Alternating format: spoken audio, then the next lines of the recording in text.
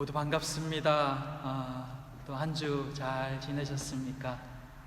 매주 이렇게 반가운 얼굴을 볼 수 있어서 참 감사하고 또 고맙고 그렇습니다. 이번 주 중에는 요한 어른을 잠시 이렇게 신방 다녀왔습니다. 뵈러 신방 내내 마스크 끼고 조심조심하며 뵙고 왔었는데 이전보다 더 건강한 모습을 뵐 수 있어서 참 감사했었습니다. 하루하루 이 기력을 더 회복하셔서 이 코로나 상황이 끝나는 대로 교회에서도 또 함께 뵐 수 있는 날이 있기를 기대해 봅니다.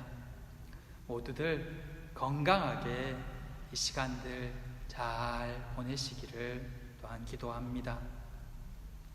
오늘은 지난 시간에 이어서 요한의 인사말과 또 축복의 말을 함께 살펴보고자 합니다.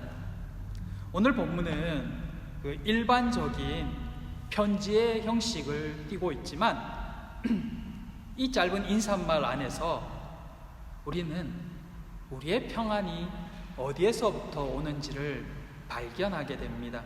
그리고 아무도 부인할 수 없는 이 재림주의 모습도 함께 볼 수 있게 됩니다.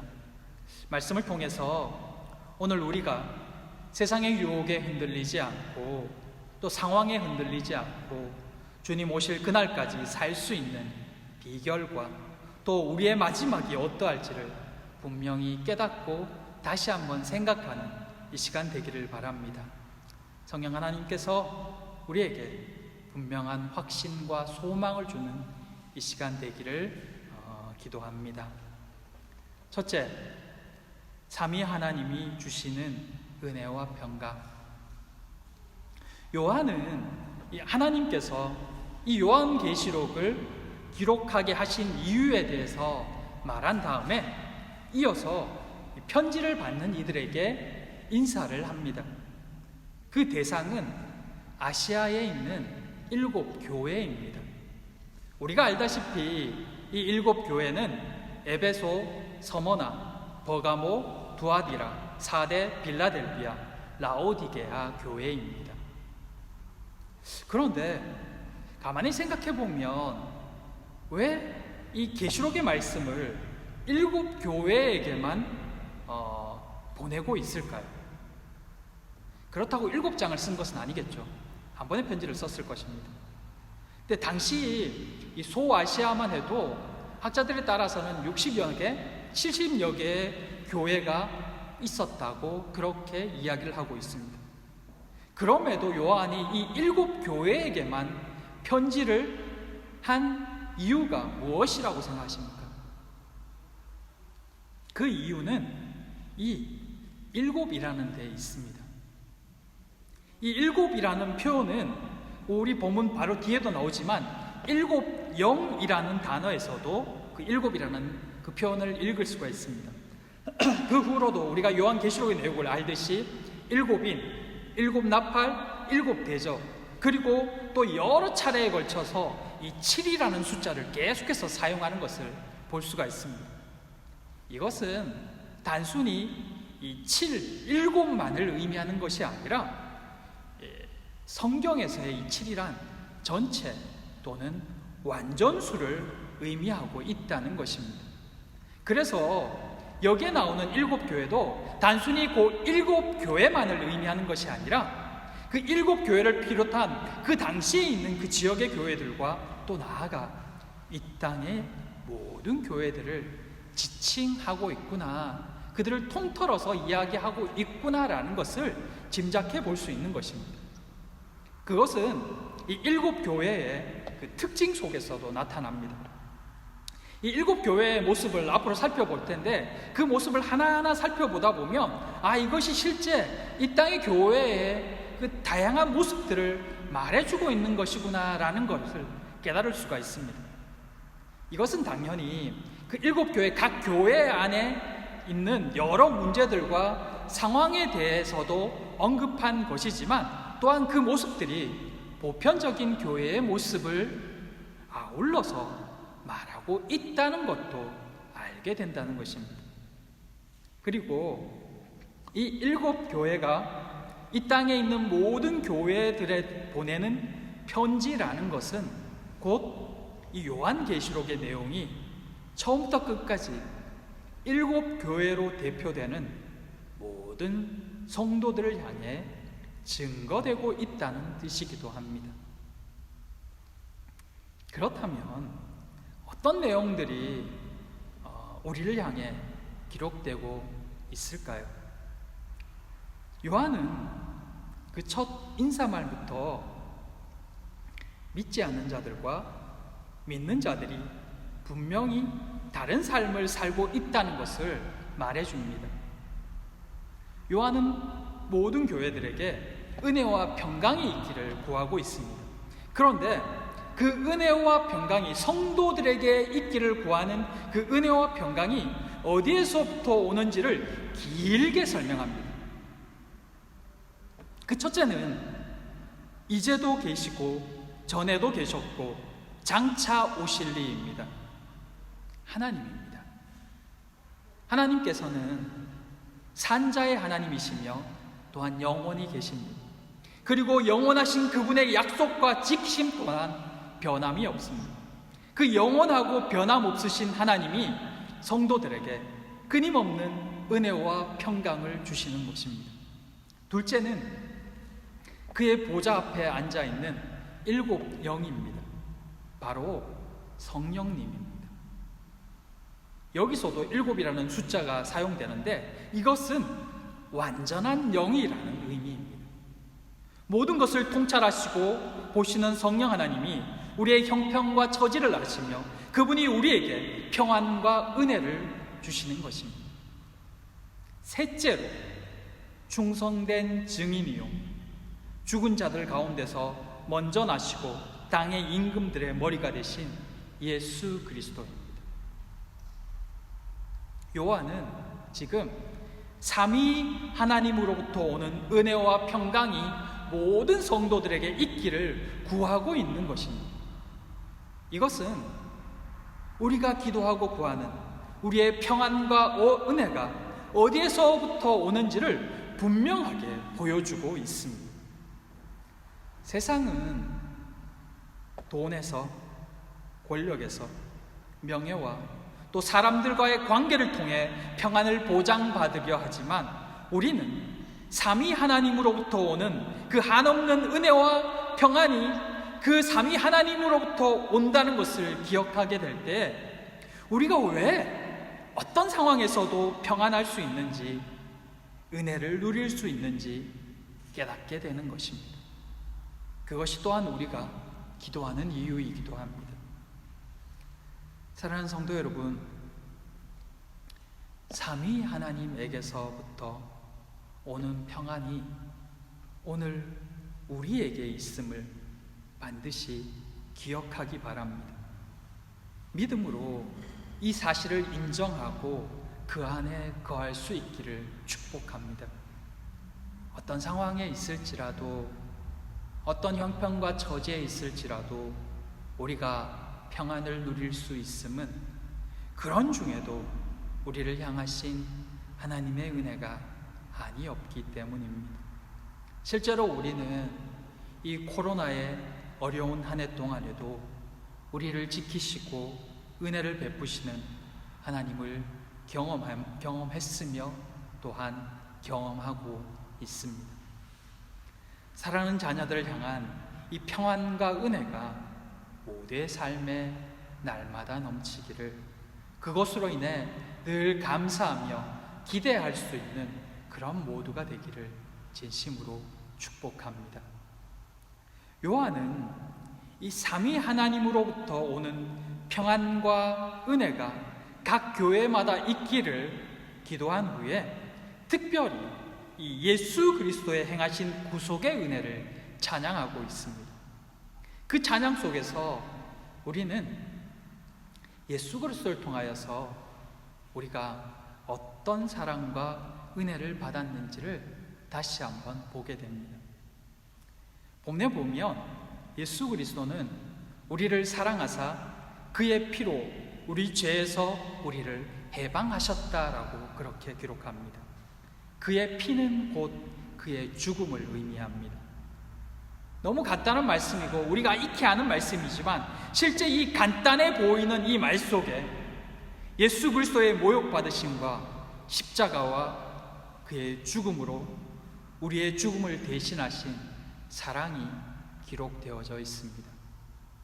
그리고 우리를 하나님 나라 삼으셨으며 하나님께 당당히 나아가 온전한 제사를 드릴 수 있는 제사장으로 삼아주셨습니다.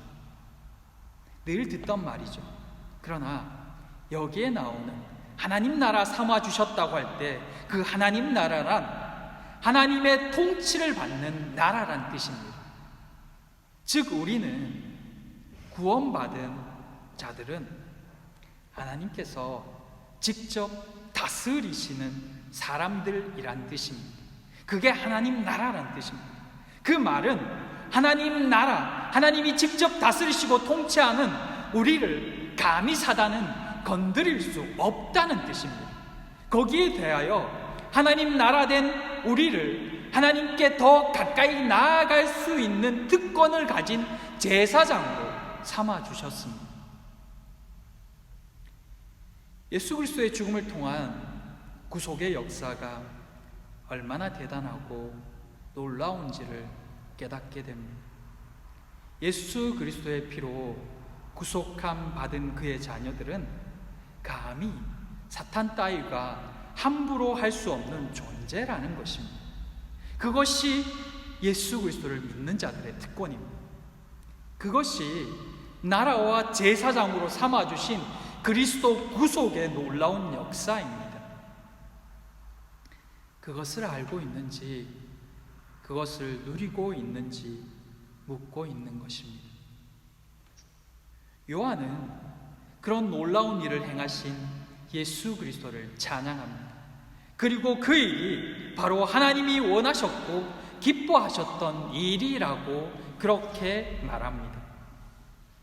하나님께서 죄인된 우리를 하나님 나라 되게 하시고 하나님과 가까이 있을 수 있는 제사장 되기를 원하셨다는 것입니다. 그것을 증명하는 또 하나의 증거가 바로 예수 그리스도를 충성된 증인이라고 말하는 그 장면입니다. 예수 그리스도를 충성된 증인이라고 말하고 있는 본문은 오늘 이 본문이 유일합니다. 어떤 이유로 예수 그리스도를 충성된 증인이라고 말할 수 있을까요? 또 누구에게 충성된 증인이라는 말일까요? 그리스도께서 하나님의 진리를 전파하셨을 뿐만 아니라 이 진리를 이루기 위해 목숨까지 버리셨다는 것입니다.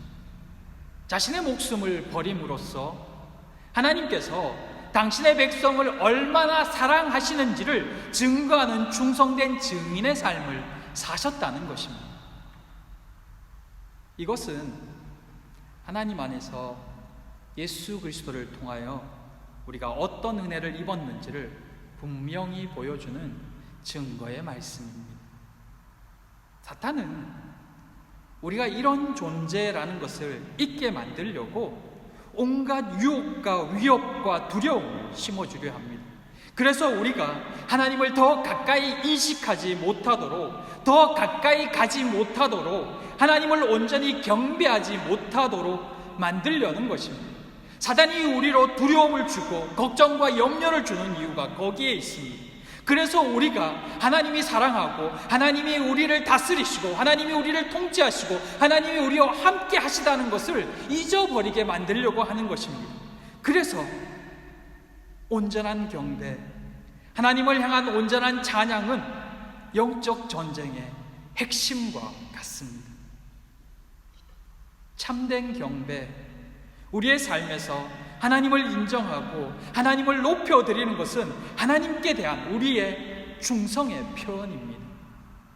우리가 하나님께 온전한 경배와 찬양을 올려드릴 때 우리는 우리가 어떤 존재인지를 다시 한번 깨닫게 됩니다. 그리고 그때 사탄은 치명상을 입고 우리에게서 물러납니다. 고난이 올 때, 유혹이 올 때, 환난이 올 때 더욱 여호와를 높이고 찬양해야 합니다. 그것이 우리를 시험에서 빠져나오게 하는 비결입니다. 하나님을 높이고 하나님을 경배하고 하나님께 영광을, 찬양을 올려드릴 때 우리의 영이 자유함을 얻고 그 속에서 우리의 존재가 어떤 존재라는 것을 다시 한번 깨닫게 되며 그때 우리 안에 근심과 두려움이 떠나는 것을 경험하게 되는 것입니다.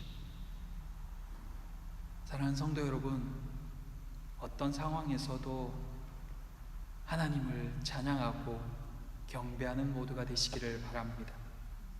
그것이 우리 영혼을 살리고 우리가 참된 평안 안에 온전히 거할 수 있는 길입니다.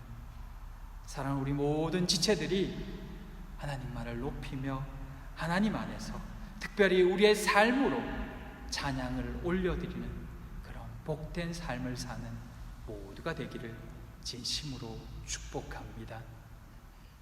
둘째, 각 사람의 눈이 그를 볼 것입니다. 요한의 경배와 찬양은 이 경배의 가장 중요한 핵심이자 정점인, 그리고 이 요한계시록의 핵심인 예수 그리스도의 재림으로 나아갑니다. 요한은 예수 그리스도께서 재림하실 것을 온 천하에 선포합니다. 재림의 날 예수 그리스도께서는 구름을 타고 오신다고 말합니다. 이 모습은 이미 복음서 곳곳에서 언급된 모습입니다. 그때 인자가 구름을 타고 큰 권능과 영광으로 오는 것을 사람들이 보리라. 그런데 이 언급은 또한 이미 구약성경 다니엘의 환상 중에 나타난 모습이기도 합니다.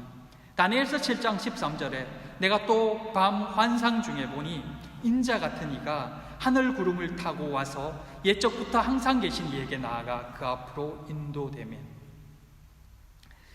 이 구약성경이나 이 히브리 성경에 보면 늘 구름은 주로 하나님의 인재나 현현을 언급할 때 항상 함께 나타나곤 합니다.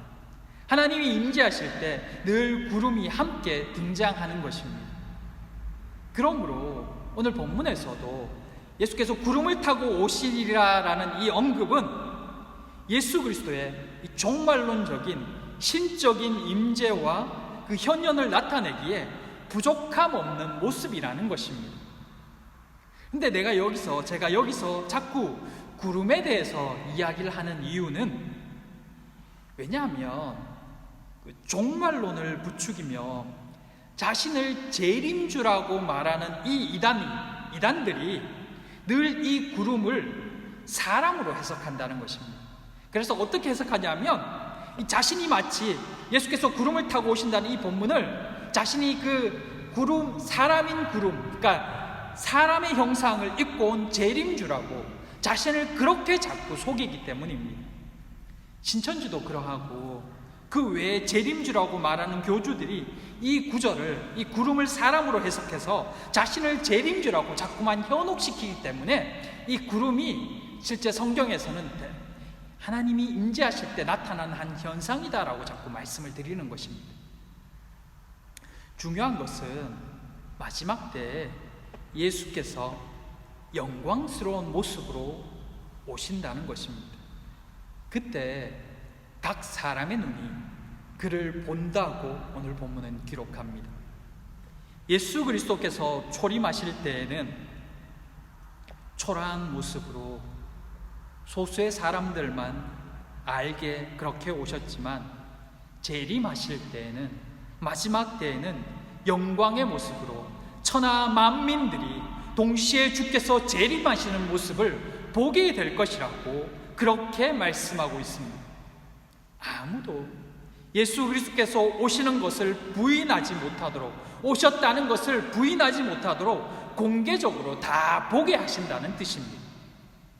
이 말씀은 여러 차례 말씀드렸듯이 지금 자신을 재림주라고 속이는 자들이 다 거짓이라는 것을 드러내줍니다. 그들이 재림주로 오는 것을 우리는 아무도 보지 못했기 때문입니다. 그들이 아무리 그럴듯한 말로 속이고 현혹한다 할지라도 분명히 성경은 예수께서 재림하실 때 각 사람들이 모두 볼 수 있을 것이라고, 보게 될 것이라고 말하고 있기 때문에 이 한 가지만으로도 그들이 재림주가 될 수 없음은 분명합니다. 심지어 그때에는 그를 찌른 자들도 볼 것이라고 그렇게 말합니다. 예수 그리스도를 찌른 로마 병사는 한 명이었지만 이 단어가 복수형으로 쓰이고 있는 것은 그 로마 병사 뒤에 있는 그 세력들, 즉 유대 종교 지도자들과 로마 권력들, 그리고 모든 세대에 걸쳐서 예수 그리스도와 그의 증거를 대적하는 모든 대적자들을 다 아울러 말하고 있기 때문입니다. 그들은 예수 그리스도의 재림의 날에 통곡하게 될 것이라고 말씀합니다. 땅에 있는 모든 족속들이 그로 말미암아 애굽하게 되리라라는 이 말씀은 그들의 마지막 심판의 날이기 때문에 그렇습니다. 더 이상은 돌이킬 날이 없기 때문입니다. 그 말은 예수 그리스도께서 재림하신 후에 다시 천년왕국이 있다거나 휴거가 있다거나 최후의 전쟁이 있다고 하는 말들이 다 틀린 말들임을 분명하게 알게 합니다. 예수 그리스도의 재림 전에는 분명히 사단의 마지막 몸부림과 강력한 미혹과 유혹의 역사가 있습니다. 그것에 많은 사람들이 넘어갈 것이며 사단의 종로로 탈 것입니다. 소위 짐승의 표를 받는 자들이 더욱 많아질 것입니다. 그러나 그때에도 믿는 자들은 주께서 지키십니다. 주님의 재림을 기다리며 믿음을 지킨 자들은 아버지께서 보호해 주십니다. 믿는 자들에게는 그 마지막 때의 그 상황이 환경적으로 힘든 시간이 될 수 있을지는 몰라도 그 어떤 것도 우리의 영혼을 건드리지는 못합니다. 하나님의 인침을 받은 자들은 그때에도 보호함을 받습니다. 짐승의 표는 무슨 바코드나 베리칩 같은 것들이 아닙니다. 그것은 소설입니다. 짐승의 표란 말세 시대에 사단의 강력한 무기인 돈이나 명예, 권력, 사람들의 인기, 욕심과 세상의 것들에 취해서 예수 그리스도를 따르지 못하게 하는 것, 그런 모든 것들이 바로 짐승의 표를 받는 것입니다. 그것이 현상적으로 어떤 모습으로 나타날 수도 있겠지만 중요한 것은 그들의 영혼이 이미 사단에게 팔렸다는 것입니다. 하나님께서 하나님의 자녀들을 특별히 구별하여 지키시듯이 사단도 하나님의 흉내를 내어서 그 사람들을 자기 사람들로 만드는 것입니다. 그것에 세상의 온갖 것들을 사용하는 것입니다. 우리가 무슨 바코드를 안 받는다고 해서, 베리칩 같은 것을 안 받는다고 해서 나는 괜찮다, 나는 짐승의 표를 받지 않았다가 아닙니다. 우리의 영혼이 사단의 노예가 되고 사단의 미혹에 넘어가서 거짓말하고 하나님을 배반하고 돈의 노예가 되고 권력과 명예, 사람들의 환심의 노예가 되어서 하나님과 멀어지게 되는 것, 그런 것들이 곧 짐승의 표를 받는 행위가 되는 것입니다. 그런 자들이 마지막 때에 애곡하게 되는 것입니다. 예수 그리스도의 재림은 믿는 자들에게는 은혜의 날이요, 믿지 않는 자들에게는 최후 심판의 날입니다. 그날에 믿는 자들은 춤추며 기뻐할 것이요, 믿지 않는 자들은 슬피 울며 이를 갈고 후회하며 통곡하게 될 것입니다. 주 하나님이 나는 알파요 오메가라고 말씀하십니다. 알파와 오메가는 헬라 알파벳의 첫 글자와 마지막 글자입니다. 이것은 하나님이 처음이요 마지막이란 말씀이며 곧 하나님께서 모든 것을 주관하신다는 뜻입니다. 즉 예수 그리스도의 재림과 심판, 이것이 하나님의 뜻이며 하나님의 계획이라는 것입니다. 그러기에 이것은 반드시 있을 것이며 절대로 변개치 않을 것이란 그런 뜻입니다.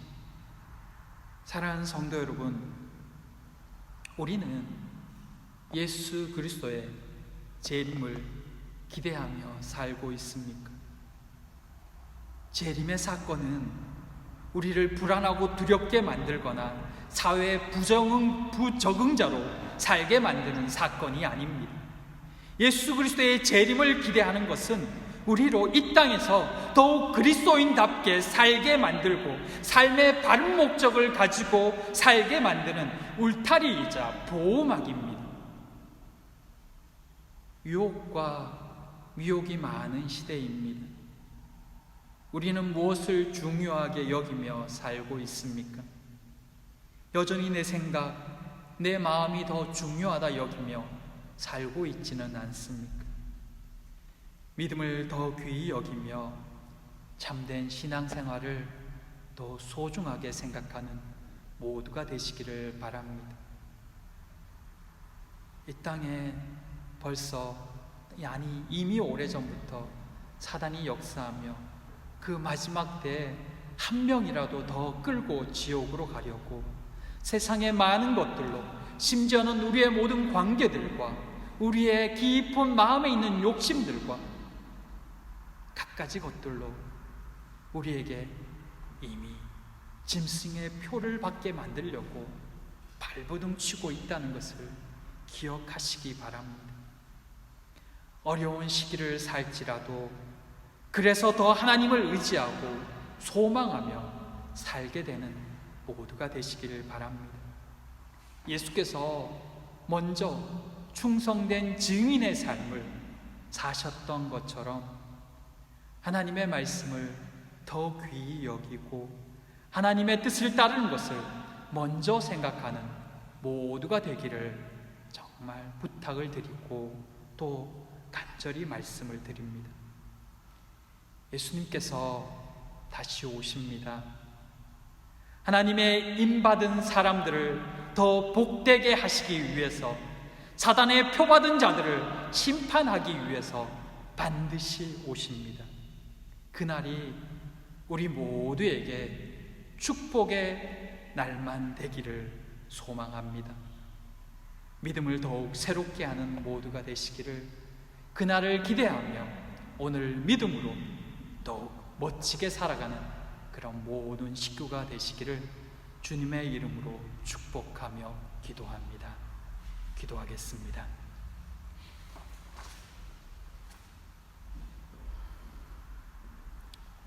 알파와 오메가 되신 아버지 하나님, 하나님 안에 우리의 인생이 있음을 고백합니다. 하나님만을 바라보며 우리의 남은 삶을 살기를 원합니다. 저희의 믿음의 눈을 새롭게 하여 주시옵소서. 사랑하는 평안의 가족들 한 사람 한 사람, 또한 우리 교회 어른과 연로하신 우리 권사님들과 집사님 붙들어 주셔서 늘 하나님만을 소망하며 오늘을 살도록 인도하여 주시옵소서. 주께서 은혜 베풀어 주시며 이 한 주도 지켜주시길 간절히 소망하오며 예수님 이름으로 기도드립니다. 아멘.